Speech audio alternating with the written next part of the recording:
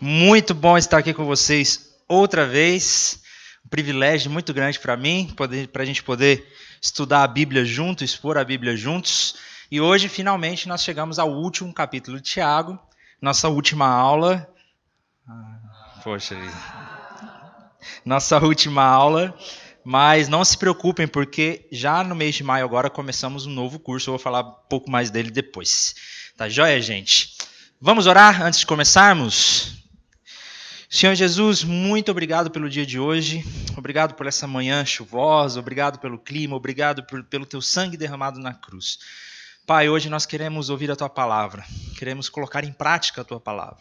Que o Senhor abra os nossos ouvidos, abra os nossos corações para entender, para sermos exortados pelo Senhor e para encontrarmos satisfação plena em Ti, Pai. Muito obrigado pelo dia de hoje, nós oramos e agradecemos em nome de Jesus.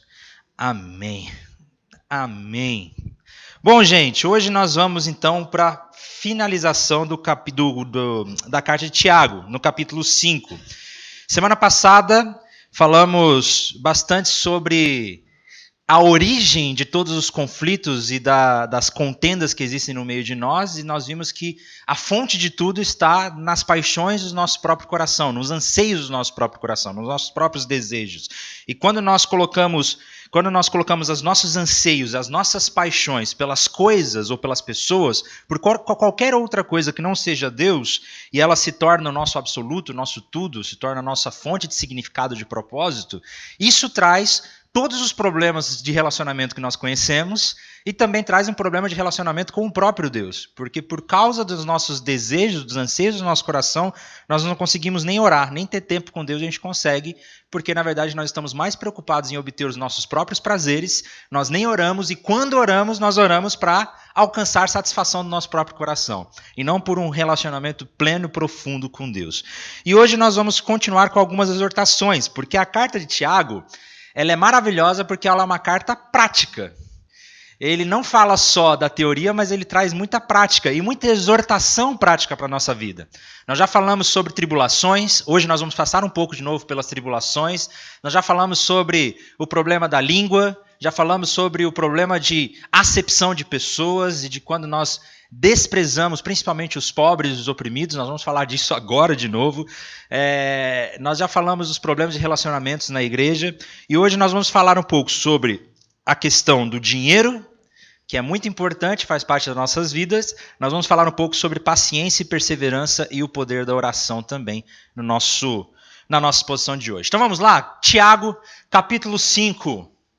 Tiago, capítulo 5, vamos começar nessa primeira parte.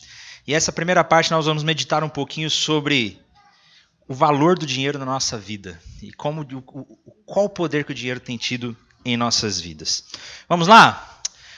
Ouçam agora vocês ricos, chorem, lamentem-se, tendo em vista a miséria que lhes sobrevirá.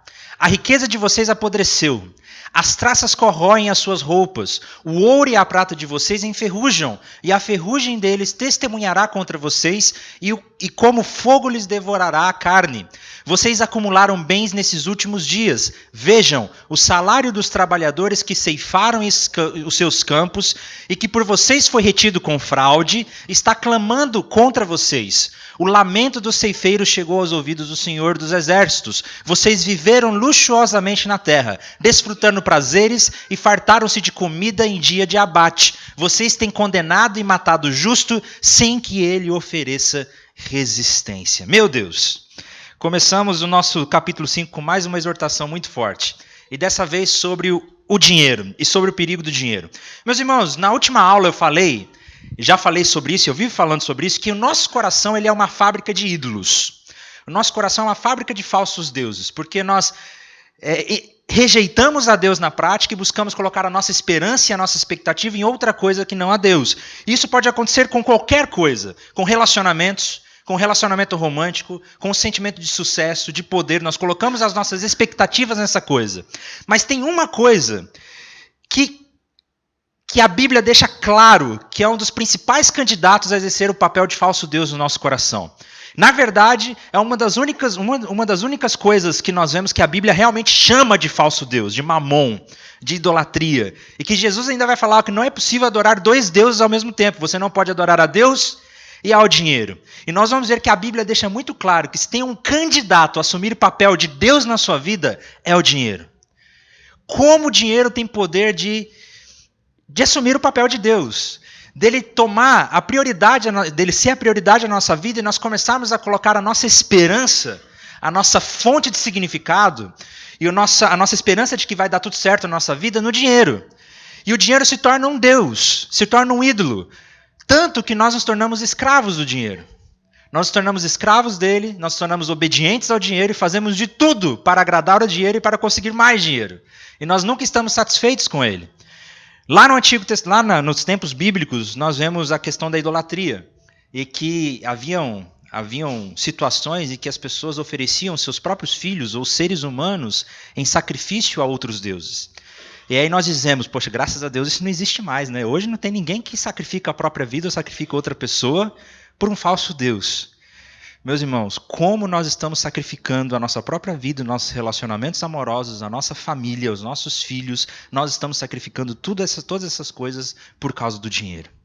O dinheiro é um poderoso falso Deus. Na verdade, ele não é tão poderoso assim diante de Jesus, mas sem Jesus ele se torna poderoso demais. E é muito fácil que o dinheiro se torne um falso Deus nos nossos corações. Ele é mais do que uma moeda. A Bíblia chega a chamar ele de mamon. Como Deus. A Bíblia chama o dinheiro de falso Deus.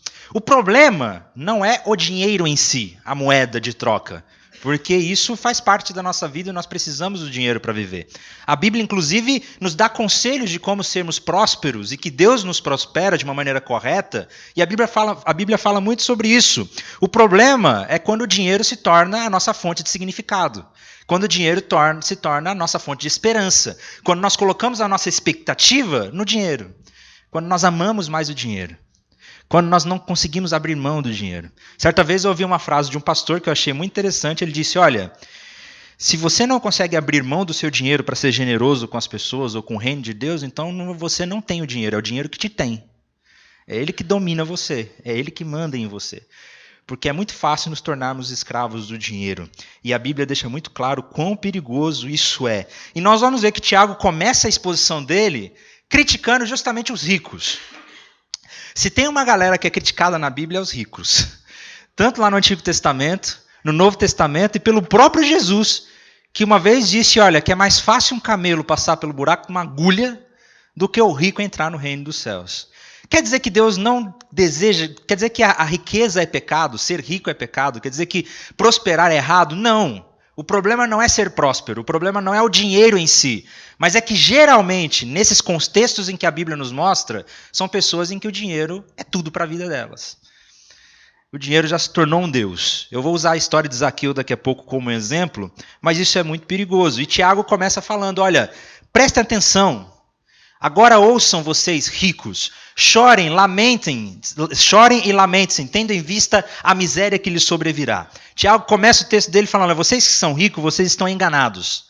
Na verdade, vocês são miseráveis, e a miséria vai vir sobre vocês. E ele está falando aqui de ricos que estavam tendo o dinheiro como seu Deus, de pessoas que eram gananciosas, inclusive por meio de corrupção. É o que nós vamos ver aqui qual era o problema desses ricos, qual era o problema dessa riqueza, qual era o problema dessas pessoas que colocavam a sua fonte de satisfação no dinheiro, né? No dinheiro. E algumas lições que nós vamos aprender nesse texto. Nós vamos ver que essas pessoas naquele tempo elas estavam vivendo com muito luxo, com muito conforto. E Tiago ele vai dizer que o luxo e o conforto, as coisas que nós buscamos nessa terra, não é garantia do amanhã, não é garantia de conforto para o amanhã, não é garantia de vida eterna. E ele vai condenar que aqueles que engordam de forma opressora, aqueles que estão se enriquecendo de forma opressora, serão condenados. E esses ricos eles estavam tirando dinheiro que não pertencia a eles. E que eles estavam, na verdade, se enriquecendo, oprimindo as pessoas que não tinham condições de se enriquecer. Os ricos estavam se tornando mais ricos e os pobres estavam se tornando mais pobres. A gente não vê isso hoje, a gente não vê essa desigualdade hoje em dia, né, gente? Graças a Deus, isso não existe no nosso meio. Foi uma piada, acho que vocês entenderam. Foi para ser irônico.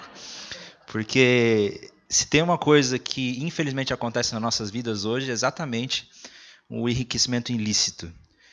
E a ganância que nós temos, que o dinheiro se torna o nosso Deus, a ganância que nós temos de acumular, acumular, acumular, e nos esquecemos do reino de Deus. E tem alguns princípios poderosos que nós vamos falar sobre isso. Gente, se tem uma coisa que nós aprendemos no Antigo Testamento, principalmente no Antigo, na Bíblia inteira, mas principalmente no Antigo Testamento, nós vamos ver que Deus ele se importa muito que todas as pessoas tenham igualdade de oportunidades.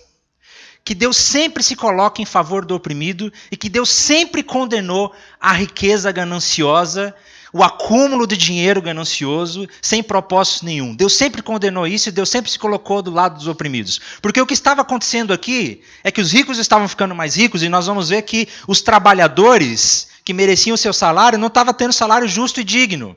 Que eles estavam ganhando dinheiro de forma corrupta, ou pegando dinheiro que eles não lhes pertenciam. Que ao invés de usar a riqueza que Deus deu para eles, porque esse é um princípio bíblico que nós vamos ver, se Deus nos deu a oportunidade de prosperar financeiramente, Ele nos deu a oportunidade de prosperar justamente para que o reino de Deus seja abençoado e para que todas as pessoas tenham igualdade de oportunidades.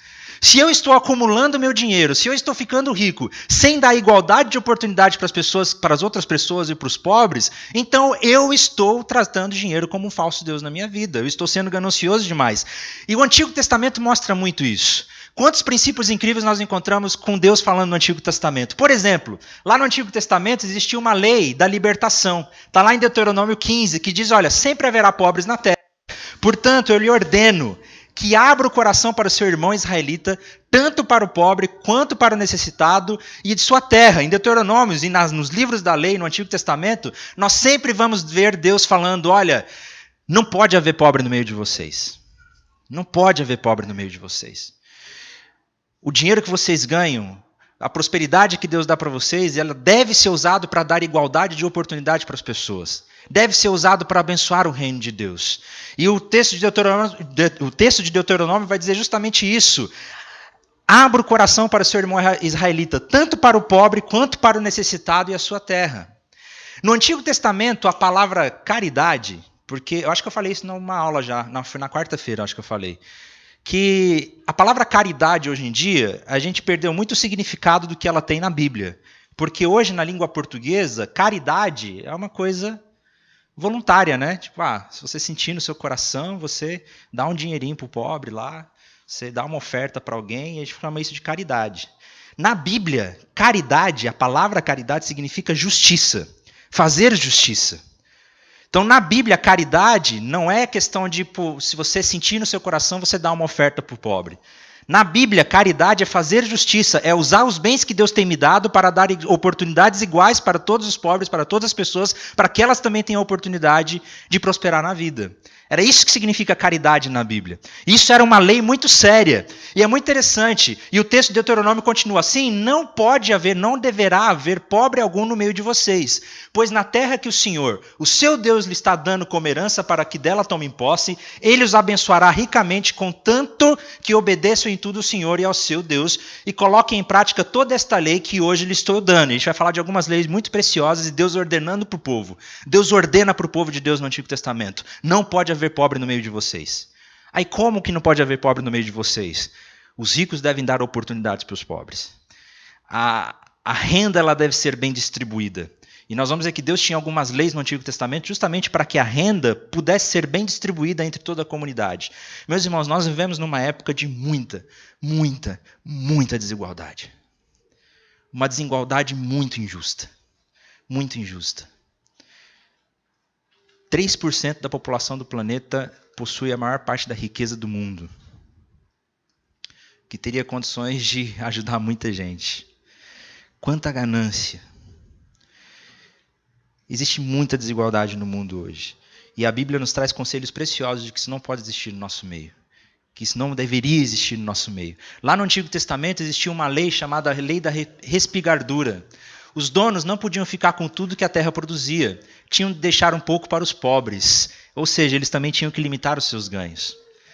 Olha que interessante, lá no Antigo Testamento existia uma lei para os agricultores que eles não podiam colher tudo. Eles tinham que deixar uma parte da colheita deles nas árvores, na plantação, para os pobres. para aquelas pessoas necessitadas. Isso era um princípio tanto para dar alimento e oportunidade para os pobres, que não tinham condições, mas também era um princípio de que Deus não se agrada daqueles que acumulam riqueza excessivamente. Mais uma vez, eu não estou falando que o problema é acumular, é prosperar, mas é acumular riqueza sem necessidade. E que era dois princípios, o princípio da respirgadura, tanto limitar os seus ganhos, que isso é bíblico, mas dar oportunidade para outras pessoas. E estava lá, eles não podiam colher tudo. Né? Em Deuteronômio 23, 24, também protegia os donos da lavoura daqueles que intencionalmente respirgavam mais. Porque tinha gente que tinha também aquelas pessoas que queriam, os pobres que queriam pegar mais do que Deus tinha estipulado para eles, mas Deus protegia tanto os dois lados. A lei do dízimo no Antigo Testamento, todos os israelitas entregavam 10% da sua renda anual para os levitas e sacerdotes manterem o templo. Entretanto, a cada 3 anos, todos os dízimos eram entregues nas cidades em benefício do pobre, do peregrino, do órfão e da viúva.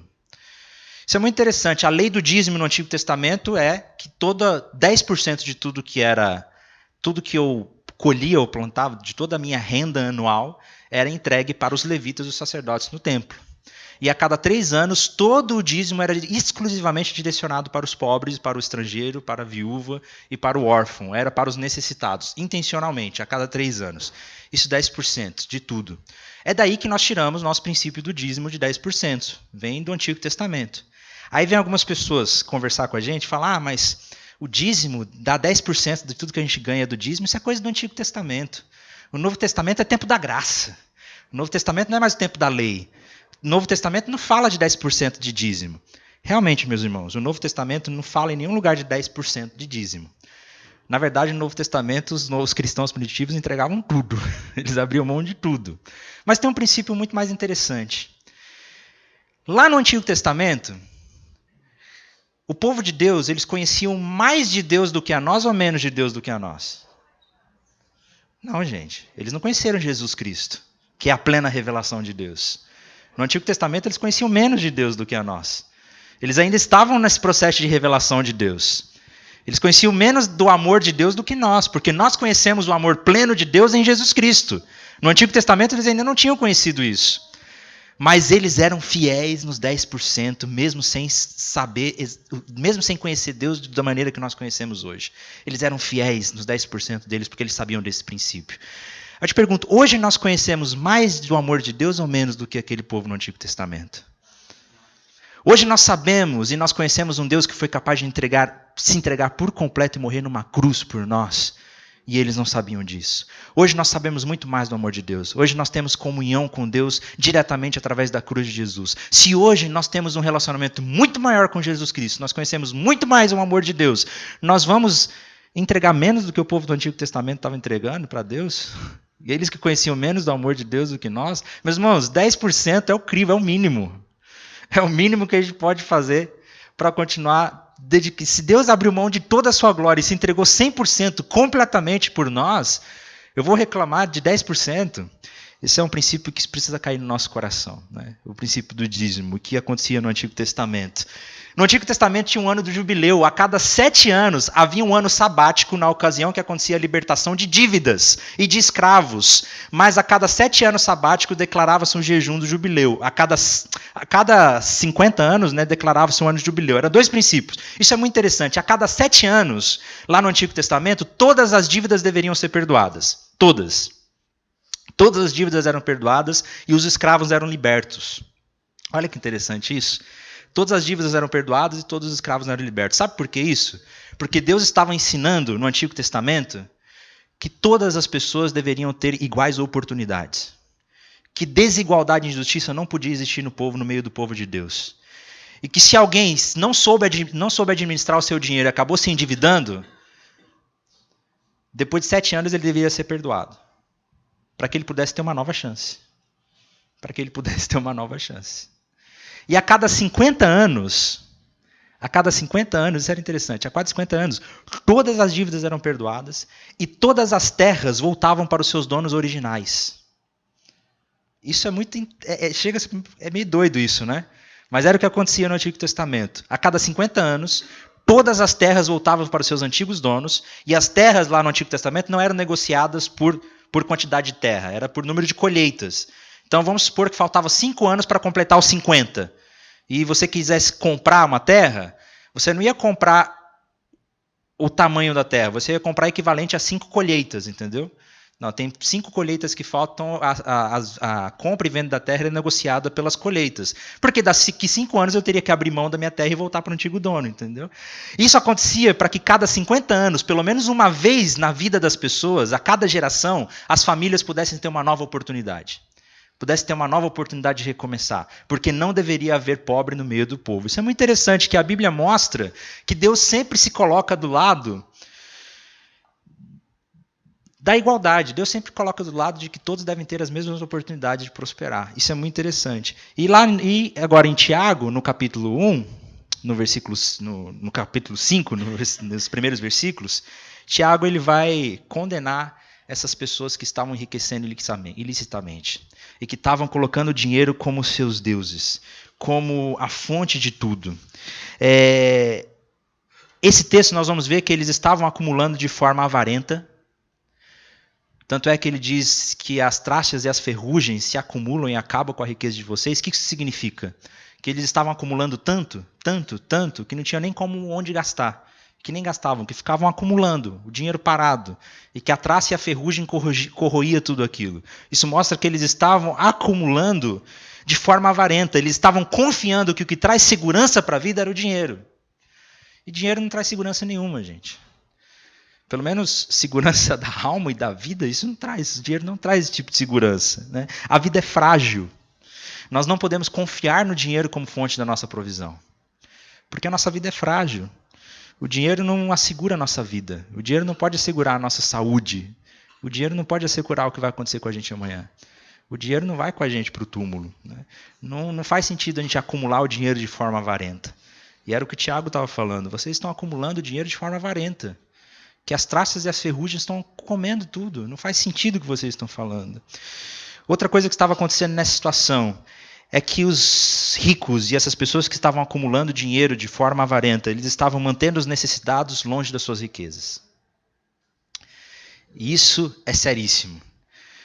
E ele vai dizer no texto, olha, vejam, o salário dos trabalhadores que ceifam nos seus campos e que por vocês foi retido com fraude, está clamando contra vocês. Porque eles estavam se enriquecendo à custa dos pobres e dos próprios funcionários, dos próprios trabalhadores que trabalhavam para eles. Não havia salário justo, não havia salário digno. O que estava acontecendo aqui é que essas pessoas que estavam enriquecendo e prosperando, elas não davam oportunidades para os seus próprios funcionários, para os seus próprios servos, para as pessoas que trabalhavam para eles. E retinham aquilo que era justo para os seus funcionários. Meus irmãos, se Deus nos deu, se por acaso Deus te deu, Deus tem te dado prosperidade, se Deus tem te dado inteligência e sabedoria para lidar com o dinheiro e prosperar, isso é bíblico, saiba que toda a riqueza que Deus tem te dado é para que você também dê oportunidades para os seus funcionários, para que eles também prosperem, para que eles também cresçam, que você dê oportunidades iguais para todas as pessoas. Isso é bíblico, que todas as pessoas tenham oportunidades iguais. E se Deus nos deu condições financeiras, é nossa responsabilidade proporcionar essas oportunidades para essas pessoas. Não sei se alguém aqui tem gente que trabalha para você. Se alguém aqui é chefe, patrão ou empresário, tem funcionários que estão trabalhando para você. Se por acaso tem pessoas que trabalham para você, que esse texto possa cair no seu coração. Que o conselho bíblico possa cair no seu coração. Que ao invés de enriquecer com o trabalho das pessoas que estão trabalhando para você, que caia no seu coração que uma das melhores coisas que você pode fazer é dar oportunidades para que essas pessoas prosperem e cresçam. E tenham oportunidades de se tornarem prósperas também. Ao invés de reterem justamente aquilo que lhes pertenciam. E o texto vai dizer que Deus se coloca do lado dessas pessoas. Que o clamor deles, o clamor dos ceifeiros, o clamor dessas pessoas que estavam sendo oprimidas, no meio do povo, chegou ao coração de Deus. Que se Deus nos deu a oportunidade de termos dinheiro, nós devemos usar o nosso dinheiro para abençoar o reino de Deus. Para abençoar o reino de Deus. Porque nós somos generosos. Nós somos generosos. E meus irmãos, quanto mais generoso você for, eu digo isso do fundo do meu coração, quanto mais comunhão com Deus você tem, quanto mais generoso você for com as suas finanças, mais Deus vai te abençoar. Mais Deus vai te abençoar. Porque Ele deseja e ama abençoar pessoas que são generosas. que vão lidar com generosidade e dar oportunidade para todas as pessoas. E um outro problema que estava acontecendo no meio do povo é que eles estavam vivendo com luxúria e com fartura, enquanto o pobre estava sendo mais oprimido e morrendo. E é o que o texto vai dizer. Desfrutando prazeres e fartam-se de comida em dia de abate, vocês têm condenado e matado o justo. Eu sei que essa mensagem é um pouco difícil de ouvir, porque a gente ama o dinheiro. A gente ama mesmo. A gente ama o dinheiro. Eu sei que todos nós aqui amamos o dinheiro. Mais uma vez, talvez o amor do dinheiro não seja o problema, mas o amor excessivo e colocar o dinheiro acima de Deus. A gente ama o dinheiro. É difícil ouvir essas mensagens, é difícil ouvir essa palavra. Quer dizer que eu tenho que abrir mão do meu dinheiro, tenho que ser generoso. Mas a Bíblia aqui é muito clara que enquanto nós estamos vivendo no luxo e existem pessoas que estão morrendo de fome no nosso redor, a gente está desconectado com a graça de Deus, a gente não entendeu qual é o evangelho. Que enquanto eu tenho 3, 4 casas de praia que estão vazias, ou de luxo que estão vazias, que só uso para minhas férias, enquanto tem gente que está morrendo de fome, isso não é certo. Nossa, quer dizer que eu sei que é difícil de ouvir, mas é o que o texto está falando, que acumular riqueza excessivamente, enquanto os oprimidos estão sendo mais oprimidos, enquanto os pobres estão morrendo, enquanto tem gente que não tem oportunidade, que a gente não está trabalhando para que as pessoas tenham oportunidades iguais, a gente está sendo avarento e a gente está acumulando riqueza para a nossa própria morte. E isso não faz sentido nenhum. E é o que Tiago está dizendo nesse texto.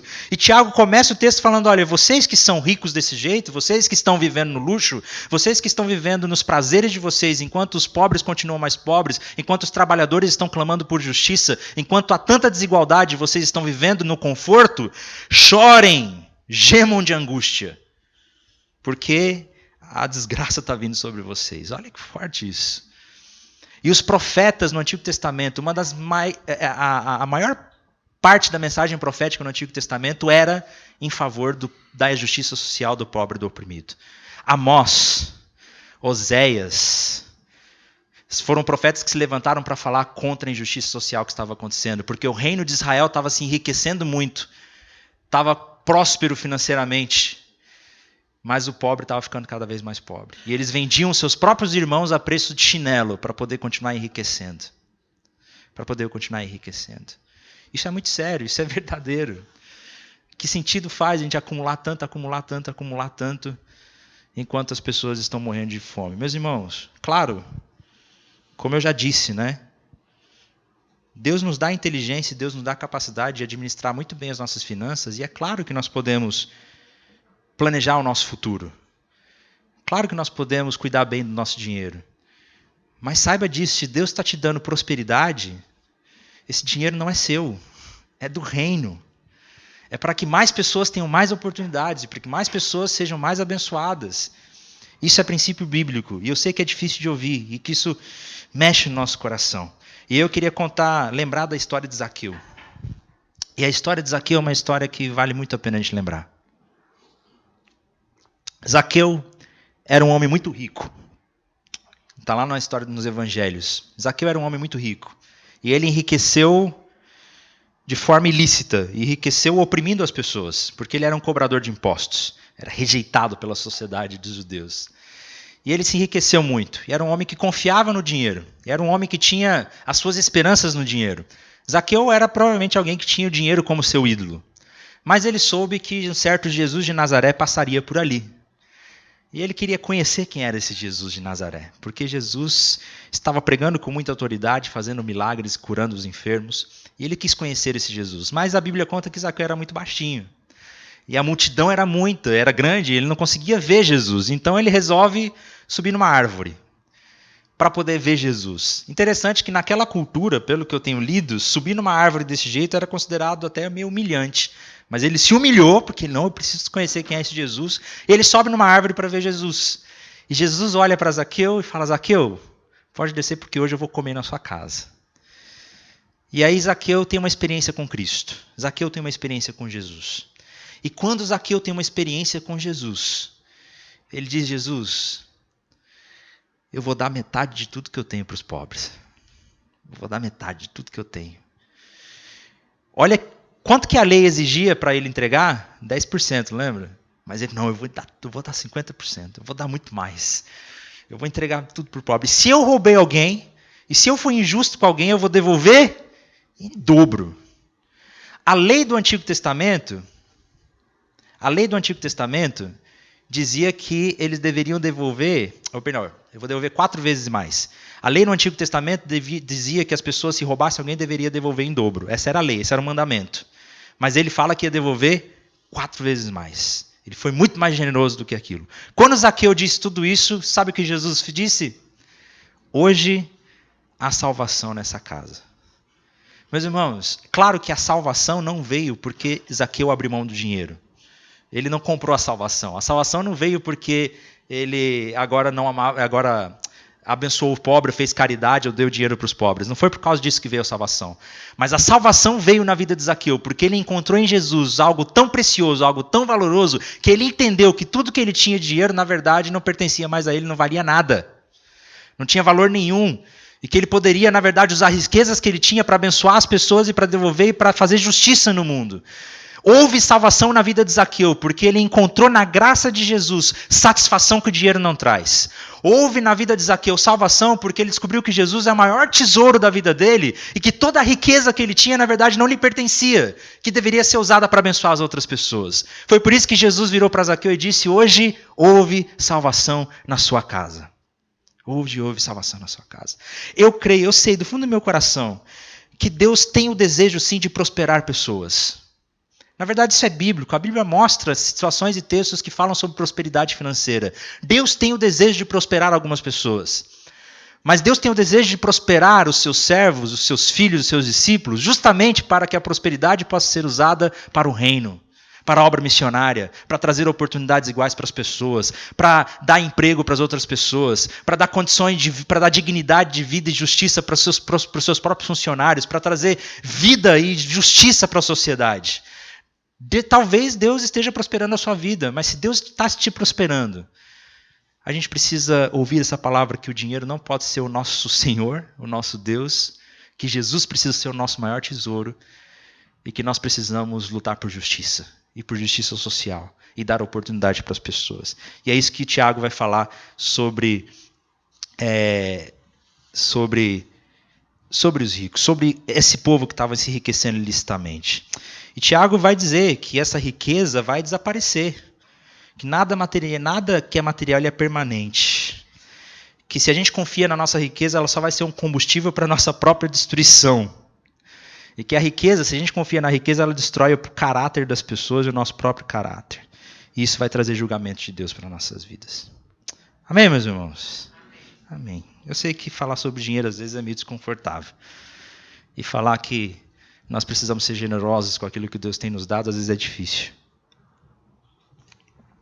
Mas a palavra de Deus está aqui para ser anunciada e pregada e exposta. E aí Tiago agora vai mudar um pouco. E ele vai falar... Já tinha passado disso? Tiago ele vai mudar um pouco e ele vai voltar a falar um pouco sobre sofrimento, tribulações e perseverança e paciência.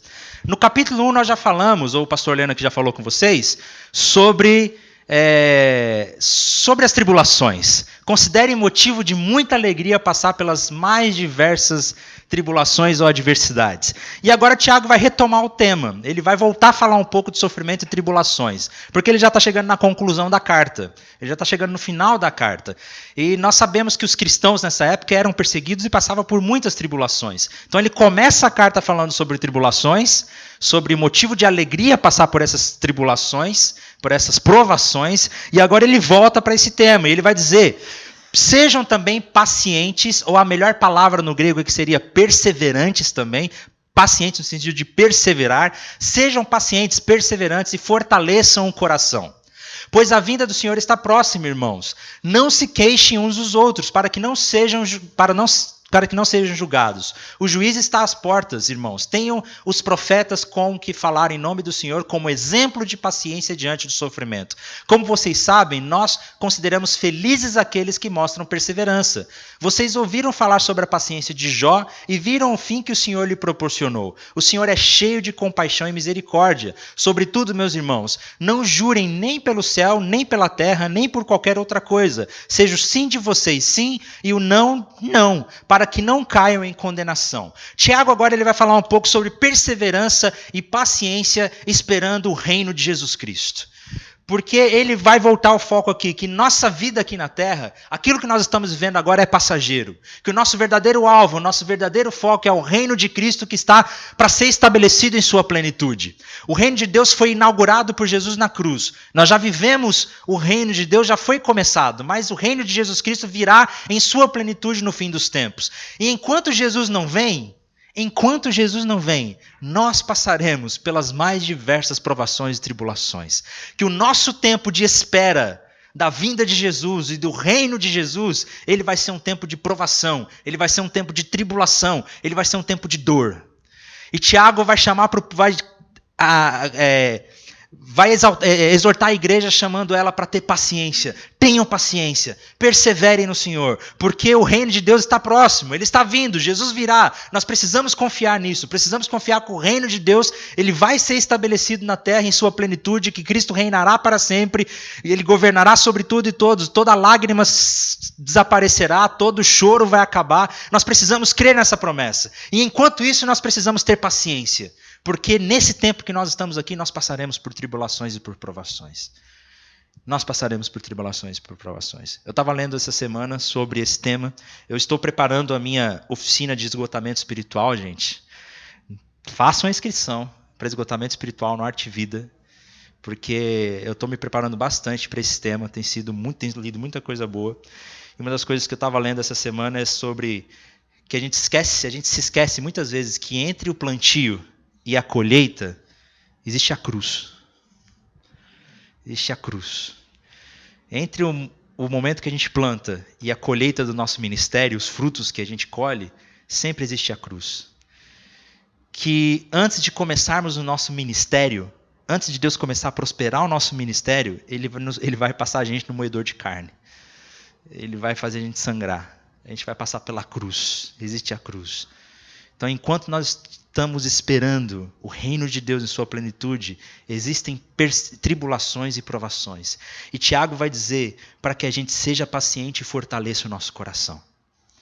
Primeiro, eu gostaria de focar nessa parte de fortaleçam o coração, porque isso é muito importante. O que é fortaleça o coração, gente? É algo interior, é algo interno, né? Fortaleça o coração ou a nossa mente também.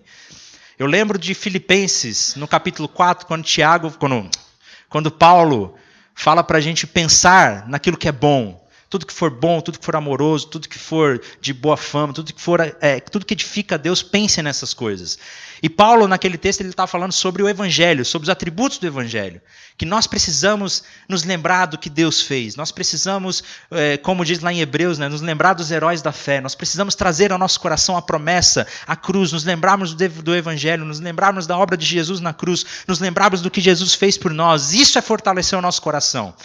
É não nos esquecermos do Evangelho, é não nos esquecermos do nosso alvo, do nosso foco, do porquê nós estamos aqui, o que nós estamos fazendo, que vai valer a pena, que isso não é em vão, que a nossa obra, nosso trabalho não é em vão, não é inútil, como Paulo diz lá em Coríntios, porque Jesus Cristo morreu numa cruz e Ele ressuscitou e Ele já começou o seu reino e nós estamos aqui na terra proclamando o seu reino, trazendo vida para as pessoas. As provações vêm, mas enquanto as provações vêm eu me lembro daquilo que Jesus fez por mim e por isso é fortalecer o coração, é trazer à memória o Evangelho, é trazer à memória a obra de Jesus, é olhar para a cruz, lembrar da ressurreição de Jesus e lembrar, não é inútil, não é em vão, eu sei o que eu estou fazendo, eu sei qual é o meu propósito, eu sei qual é o meu objetivo, vai valer a pena. Isso é fortalecer o coração.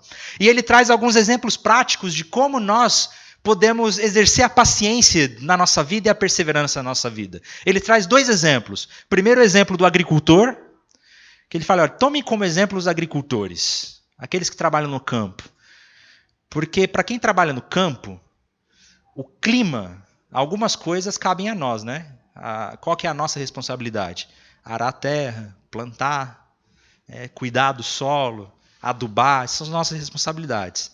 Mas tem algumas coisas que fogem do nosso controle, como, por exemplo, o clima. Depende de chuva. Depende da temperatura certa. Eu não entendo muito, né? Eu conheço, na verdade, a cultura do café, porque eu cresci no meio do cafezal.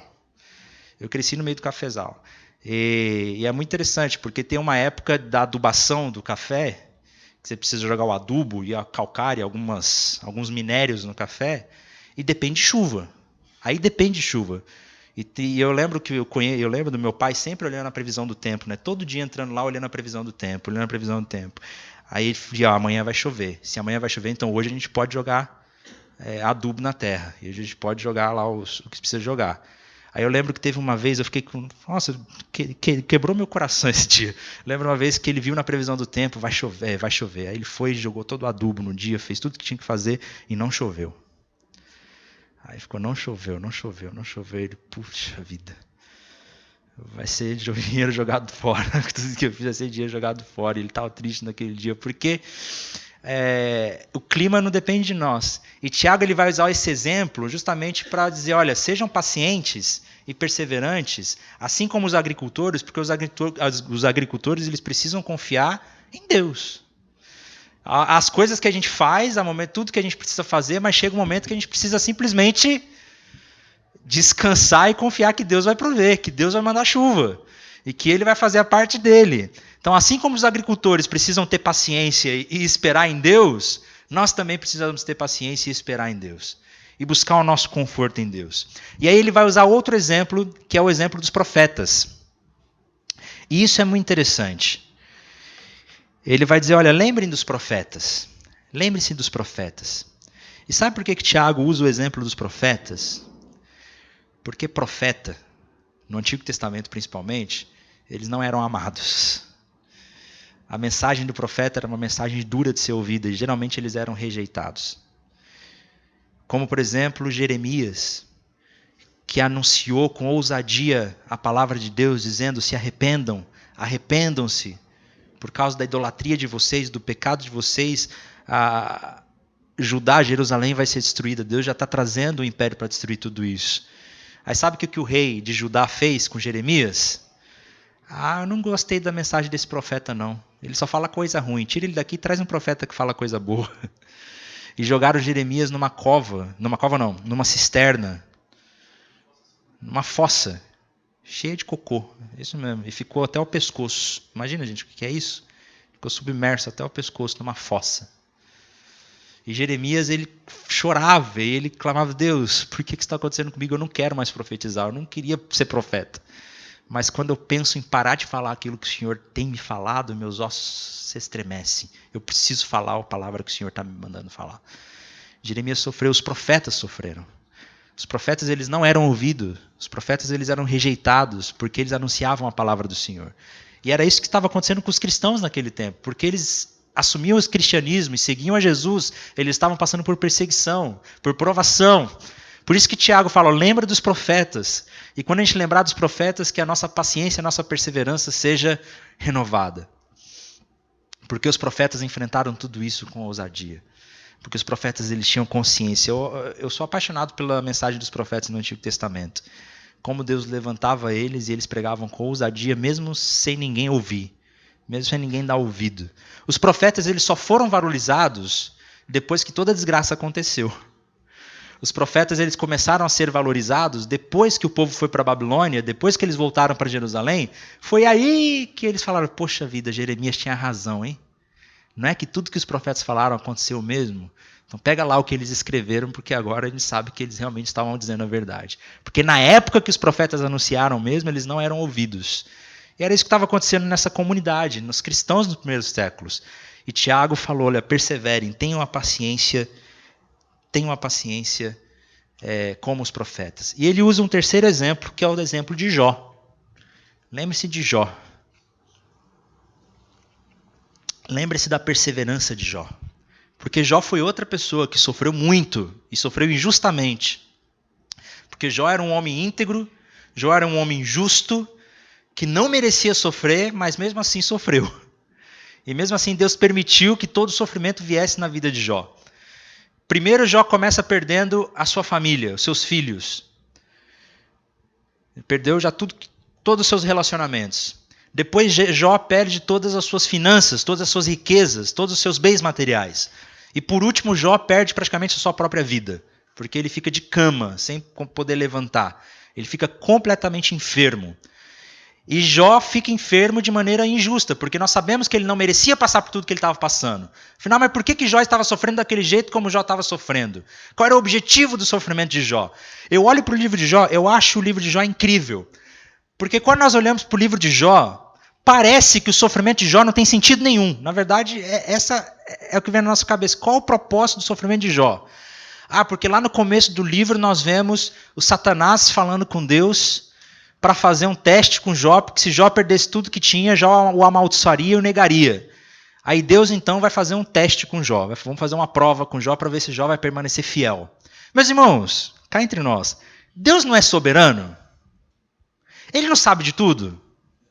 Se Deus sabe de todas as coisas, Deus não sabia que Jó jamais o negaria? Ele sabia. Deus sabe de todas as coisas. Se Deus sabe de tudo, ele sabia que Jó nunca o negaria. Então, por que, ainda assim, Deus permite que todo aquele sofrimento caia sobre a vida de Jó? Cara, por quê? Se Deus sabe de todas as coisas, ele simplesmente podia... Satanás, eu já sei de tudo, você não precisa vir querer me tentar aqui. Deus não é tentado, né? O próprio Tiago, a gente já viu outros textos falando que Deus não pode ser tentado. Deus foi tentado. Não, por que Deus permite todo o sofrimento de Jó? E o sofrimento da vida de Jó foi terrível, terrível. Terrível. E aqueles amigos abençoados de Jó, né, dizendo que a culpa era dele, que era por causa do pecado dele, que geralmente isso acontece, né? Se você está sofrendo muito, é que tem alguma coisa na sua vida que precisa ser corrigida, alguma maldição aí, algum pecado. E Jó não tinha pecado, ele era justo. Jó, ele reclamou com Deus. Jó, ele rasgou o coração. Jó, ele só não amaldiçoou a Deus, ele não negou a Deus. Mas todo o resto que você imaginar, Jó fez. Inclusive reclamar com Deus, abrir o coração, falar mesmo por que isso está acontecendo comigo. Foi terrível. Inclusive, a melhor tradução aqui realmente é a perseverança de Jó e não a paciência de Jó, porque Jó não foi paciente.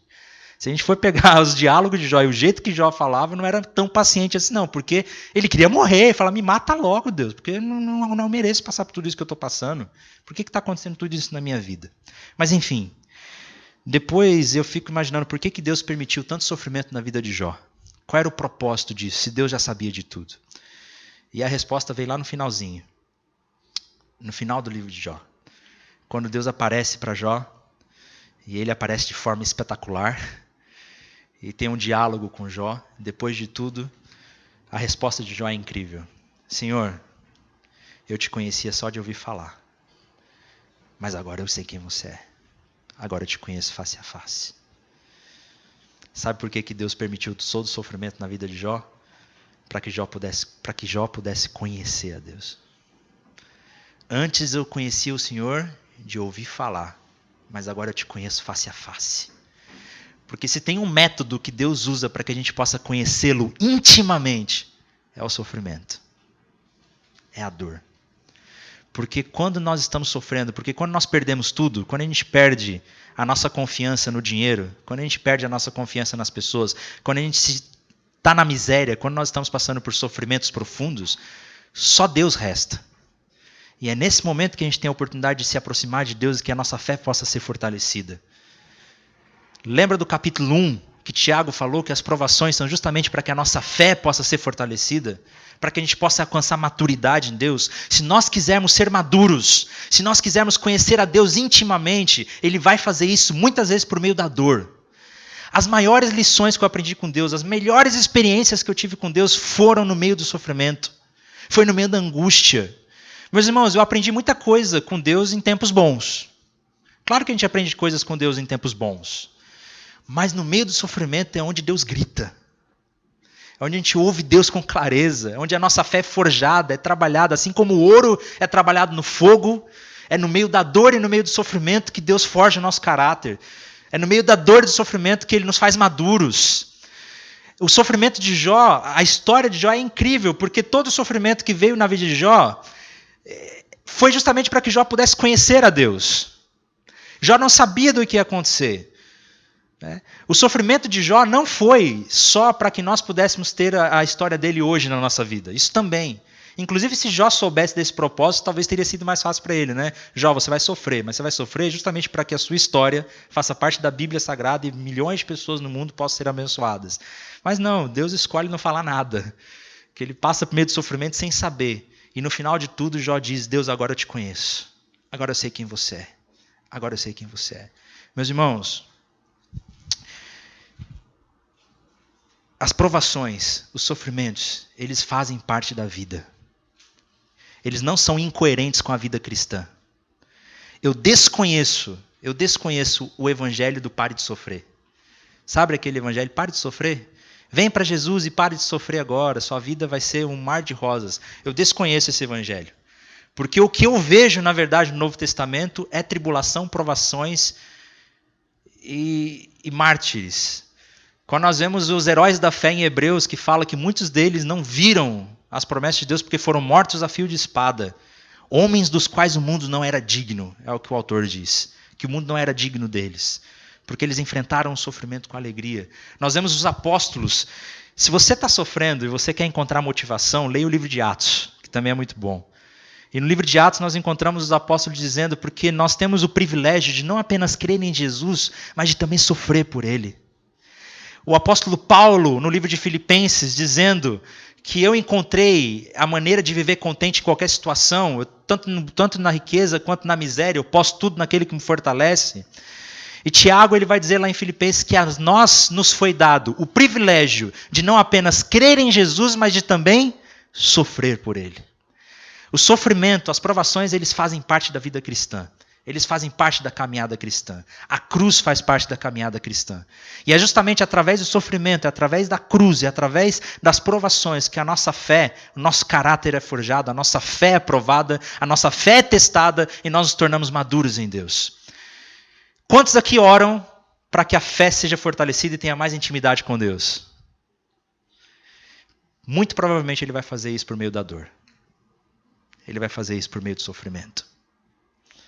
Você quer que a sua fé seja testada, seja provada, e você tenha mais intimidade com Deus, então ele vai moer você. Nossa, mas graças a Deus, pela graça de Deus, que nós encontramos uma paz e uma satisfação que nos dá condições de enfrentar tudo isso. Como a gente já estudou em Filipenses aqui. Que é uma alegria, uma paz que excede todo entendimento. Porque quando nós entendemos o propósito de Deus na nossa vida, nós temos condições de enfrentar o sofrimento com alegria, com perseverança. E é isso que o Tiago estava falando, tenham paciência, sejam perseverantes, tenham como exemplo a vida de Jó, tenham como exemplo a vida dos profetas, porque é por meio do sofrimento que Deus forja o nosso caráter. Meus irmãos, eu lembro que na minha adolescência, graças a Deus eu tive uma vida tranquila. Graças a Deus, porque eu sei que tem muita gente que passa por situações muito mais difíceis. Graças a Deus eu tive uma vida tranquila. Minha família sempre foi uma família muito presente. Meus pais sempre estiveram juntos. Eu nunca tinha passado por nenhuma situação difícil, sabe?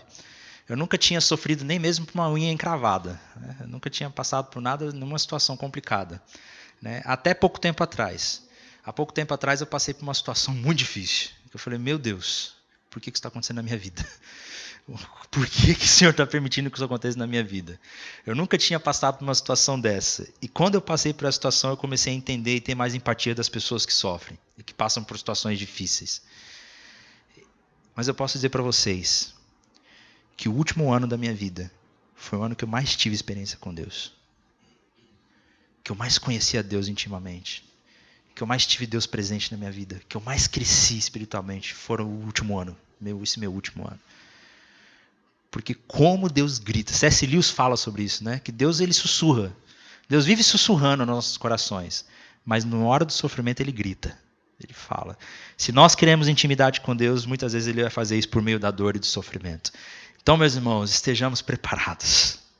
Estejamos preparados. Que a gente busque fortalecer o nosso coração, como ele disse.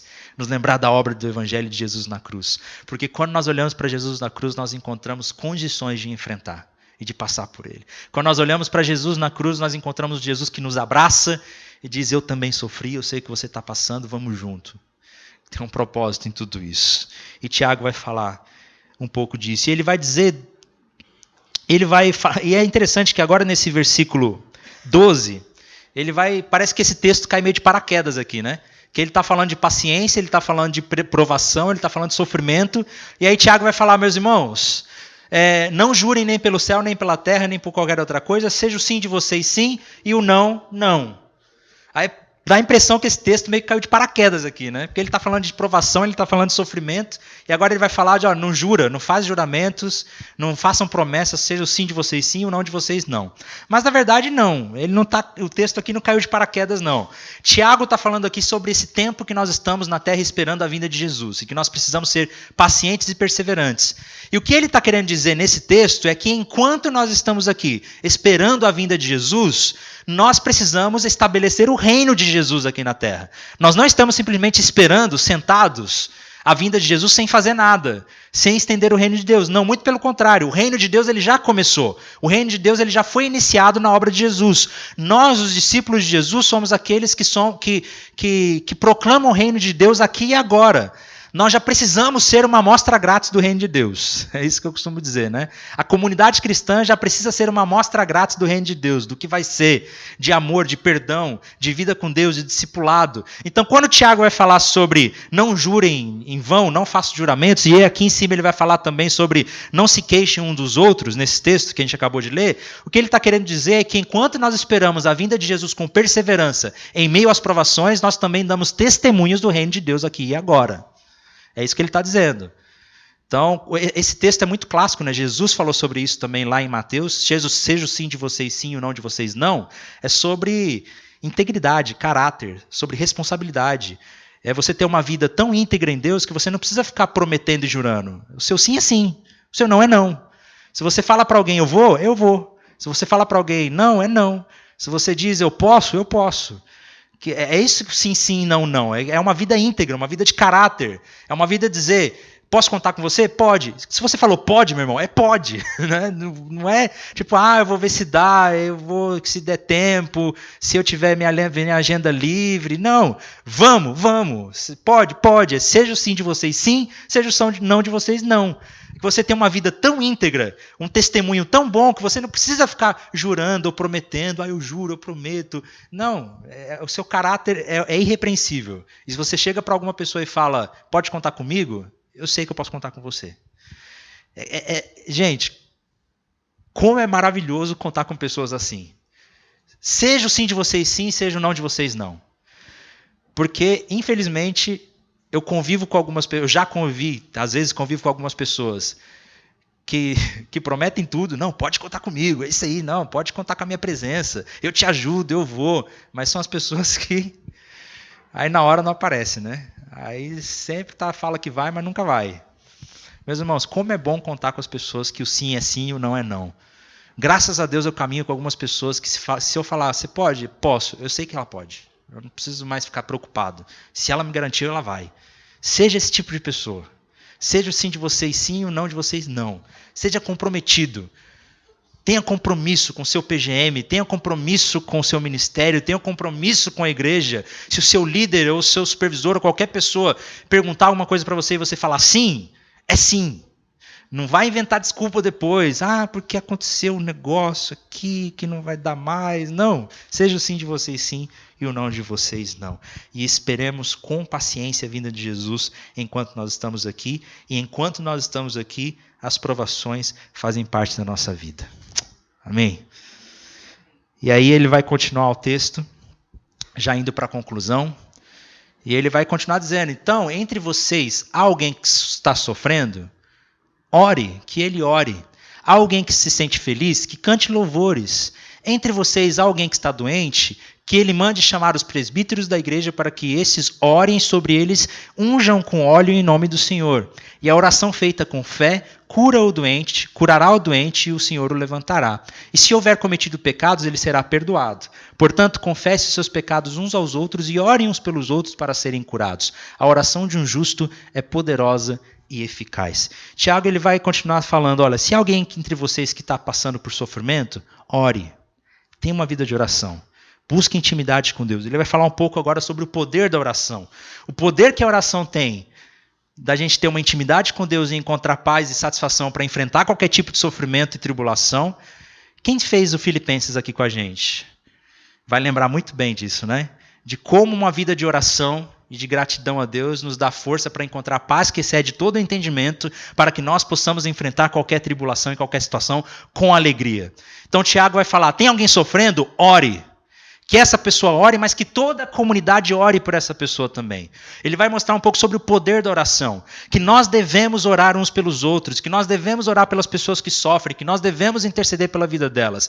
Que a nossa oração não deve ser voltada só para nós mesmos. Que na verdade a nossa oração ela deve ser para interceder e abençoar as outras pessoas. O poder que a oração existe, o poder que existe na oração na comunidade. Tanto para aqueles que estão sofrendo, tanto para aquele que está alegre, que está feliz, que louve, que nós possamos louvar junto com eles também, nos alegrar junto com essas pessoas, que haja louvores e que saiam louvores dos nossos lábios, e que se a nossa vida está sendo abençoada, que se nós estamos vivendo momentos de fartura, em momentos de paz, que saiam dos nossos lábios louvores ao Senhor, que nós possamos buscar intimidade com Deus, porque é Ele que nos concede satisfação e louvor, que saiam louvores da nossa boca, e se há alguém doente, chame pelos presbíteros, isso é interessante. Se há alguém doente, ele mostra a autoridade que existem nos líderes da igreja, que esse texto mostra, gente, que os presbíteros, ou os líderes, os pastores, né, aqueles que estão liderando espiritualmente a vida de alguém, eles têm uma autoridade que vem de Deus, uma autoridade de abençoar, de orar, de impor as mãos, de abençoar a vida das pessoas. Se tem alguém enfermo, chame os líderes, chame os presbíteros, vamos orar e interceder pela vida dessas pessoas, e impor as mãos sobre elas para que elas sejam curadas, para que unja com óleo. Esse ungir com óleo é muito interessante, porque nesse tempo, nesse contexto, as feridas, né, para quem ficava doente, geralmente, ou que surgiam feridas externas, ou inflamação, qualquer tipo de coisa, o óleo, o azeite, ele era usado como medicamento mesmo, né, de ungir, de jogar na vida das pessoas para que elas pudessem ser cuidadas. Mas tem também o significado espiritual da coisa, simbólico da coisa, da gente ungir a vida das pessoas com óleo. Ore por essas pessoas, para que elas sejam curadas, para que elas encontrem perdão divino, para que elas encontrem o amor de Deus e sejam perdoadas. Nós precisamos ter uma vida de oração no meio da comunidade, de oração por aqueles que estão sofrendo, de impor as mãos e orar pelos enfermos. Essa é uma cultura que parece que a gente tem perdido um pouco, né? De orar e impor as mãos pelos enfermos, de orar clamando por cura. Na verdade, parece que a gente nem acredita mais no milagre. A gente nem acredita mais no poder da oração. E no poder que a oração tem de trazer cura para as pessoas. Orem uns pelos outros, chamem os presbíteros da igreja, orem sobre eles em nome de Jesus para que eles sejam curados. Portanto, confessem os seus pecados uns aos outros e orem uns pelos outros para que serem curados. Tiago vai falar um pouco da importância que existe de nós confessarmos os nossos pecados uns aos outros. Isso é um princípio incrível. O perdão de pecados, gente, o nosso perdão de pecados, ele vem por meio de Jesus na cruz, do sangue de Jesus na cruz. Jesus na cruz do Calvário, ele perdoou todos os nossos pecados, ele pagou por todos os nossos pecados. Nós somos justificados, nós somos salvos. Mas Tiago vai dizer que quando nós confessamos os nossos pecados uns aos outros, existe cura. Existe cura. Nós já fomos perdoados por Deus. Nosso pecado foi pago na cruz. Mas quem já passou por essa experiência sabe que isso é verdade. Quando a gente abre o nosso coração com alguém e confessa o nosso pecado para alguém, isso traz uma libertação enorme.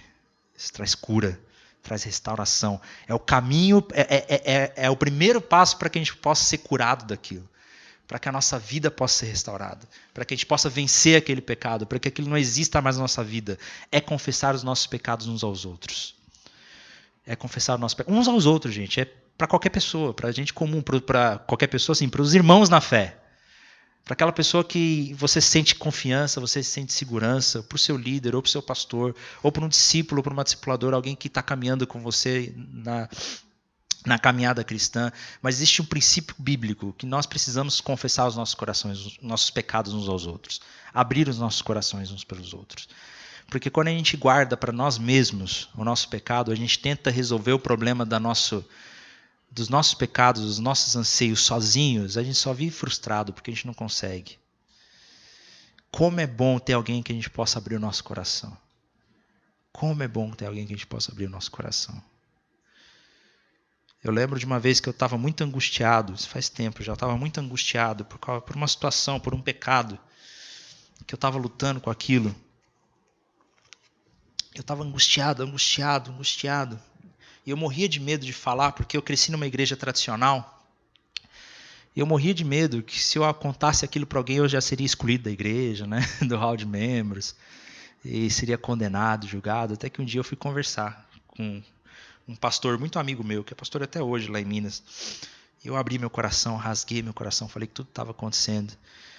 Ele me abraçou, ele falou, cara, obrigado, eu te amo mais hoje, né? Por tudo que você tem feito. E orou por mim, e a partir daquele dia eu comecei a ser restaurado, transformado. Porque existe uma bênção muito grande quando a gente abre o nosso coração e confessa nossos pecados uns aos outros, para que sejamos curados. E meu irmão, quando alguém vier abrir o coração com você para confessar o seu pecado, o nosso intuito é amar essa pessoa para que ela seja restaurada e não condená-la e julgá-la. Muito pelo contrário. É para que a gente possa abraçar essa pessoa e trazer cura para a vida dela. Que a gente esteja à disposição de ouvir e que nós também tenhamos nosso coração aberto para confessar os nossos pecados uns aos outros. Elias era humano como nós. Ele vai usar o exemplo de Elias como homem de oração, né? Elias era humano como nós. Ele orou fervorosamente para que não chovesse, e não choveu sobre a terra durante 3 anos e meio. Orou outra vez e o céu enviou chuva e a terra produziu seus frutos. Meus irmãos, se algum de vocês se desviar da verdade e alguém trouxer de volta, lembre-se disso. Quem converte um pecador do erro de seu caminho salvará a vida dessa pessoa e fará que muitíssimos pecados sejam perdoados. Então ele vai concluir o assunto da oração trazendo o exemplo de Elias, que Elias era um homem comum, mas ele era um homem de oração, e por causa da oração de Elias as coisas aconteciam, e que nós precisamos ter uma vida de oração. A oração ela é poderosa. Gente, a gente precisa voltar a acreditar no poder da oração. Parece que a gente não acredita mais no poder da oração. Eu já fui aconselhar pessoas algumas vezes que vieram se aconselhar comigo, e que eu disse, vamos orar por isso. Parece que a decepção da pessoa foi clara, porque eu falei de oração. Porque eu queria que você fizesse alguma coisa, né? Algum conselho prático, alguma decisão. As pessoas parece que não creem mais no poder da oração.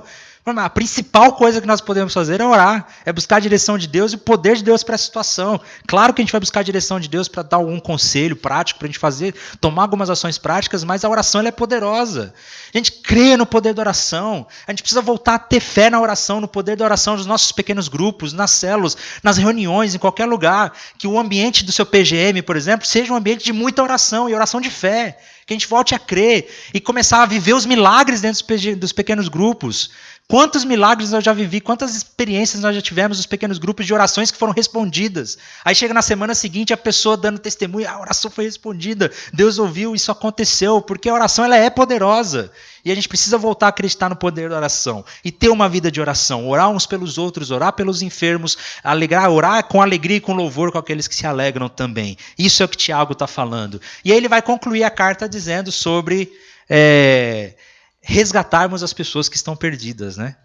Sobre a gente nunca perder o nosso espírito evangelístico de ir atrás da ovelha desgarrada e daqueles que estão se perdendo. E Tiago vai dizer, meus irmãos, se algum de vocês se desviar da verdade e alguém trouxer de volta, lembre-se disso. Quem converte um pecador do seu erro e do seu caminho, salvará a vida dessa pessoa e fará com que muitíssimos pecados sejam perdoados. A gente nunca pode deixar de insistir com aqueles que se desviam, de ir atrás deles, de ir atrás das ovelhas perdidas. E ter consciência que quando nós estamos indo atrás da vida de alguém, nós estamos indo atrás da salvação da vida dessa pessoa, para que ela não se perca. A carta de Tiago é uma carta muito prática, que fala sobre maturidade cristã. Nós vimos sobre provações e como nós podemos enfrentar as provações, que é motivo de muita alegria passar pelas provações, porque elas fazem parte da vida. Nós vimos que uma fé sem obras é morta, que não faz sentido a gente dizer que crê em Deus, mas não pratica e não coloca em prática aquilo que a gente prega, que não faz sentido a gente dizer que ama Deus e não ama o nosso irmão, que se nós entendemos a graça de Jesus, se nós entendemos o que Jesus fez por nós na cruz, isso precisa mudar a nossa postura para com o pobre, isso precisa mudar a nossa postura para com o oprimido, em trazer oportunidades para as pessoas. Que se nós conhecemos a graça de Jesus, isso não nos dá abertura para fazermos acepção de pessoas no meio da comunidade da igreja, que todos somos um em Cristo Jesus. Não existe mais rico ou pobre, homem, mulher, escravo ou livre. Somos um em Cristo Jesus, somos iguais em Cristo Jesus. Que uma das consequências da nossa caminhada com Jesus é que nós precisamos aprender a controlar a nossa língua. E que a língua ela tem o poder tanto para construir e transformar a vida das pessoas positivamente, como ela tem o poder de destruir. É fogo, como uma faísca que consome a vida das pessoas. E nós precisamos tomar cuidado com a maneira como nós usamos a nossa língua. Nós precisamos usar a nossa língua para abençoar a vida das pessoas, para trazer transformação para a vida das pessoas, para honrar a vida das pessoas, para não falar mal uns dos outros dentro da igreja, porque quando nós falamos mal uns dos outros, nós estamos nos colocando acima da palavra de Deus e como juízes, e nós não podemos fazer isso. Nós vimos sobre ter o nosso coração transformado pela graça de Deus na aula passada. Que quando nós encontramos com a graça de Cristo, os nossos desejos, os nossos anseios são transformados. Nós não mais idolatramos os desejos do nosso próprio coração, mas Jesus se torna o nosso bem mais precioso e nós não confiamos mais em nós mesmos. Nós confiamos em Jesus e colocamos a nossa vida em disposição a Jesus. E hoje nós conversamos um pouco sobre o dinheiro, o papel do dinheiro nas nossas vidas. Mais uma vez sobre perseverarmos nas tribulações e confiarmos em Deus porque Ele está no domínio e no controle de tudo. E enquanto nós esperamos, nós proclamamos o reino de Deus aqui na terra. Nós anunciamos Jesus para as pessoas e fazemos de tudo para que todos tenham uma amostra grátis do reino de Deus enquanto nós estamos aqui. E do poder da oração. Ele conclui a carta dele falando sobre oração. Que nós possamos orar. Amém? Essa foi a carta de Tiago.